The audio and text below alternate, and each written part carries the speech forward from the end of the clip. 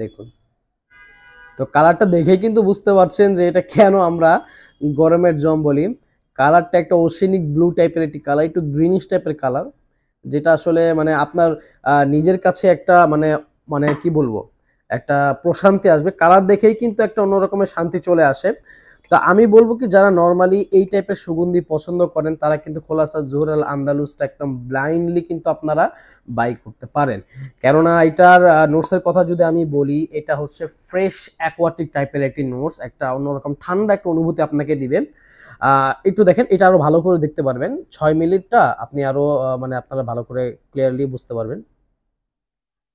দেখুন কালারটা কতটা অসাধারণ, মাশাল্লাহ। কালারটা একটু গ্রিনিশ, একটু অ্যাকোয়াটিক টাইপের কালারেই এটার আসলে বৈশিষ্ট্য বোঝা যাচ্ছে যে এটা একটু ফ্রেশ, একটু ঠান্ডা টাইপের হবে।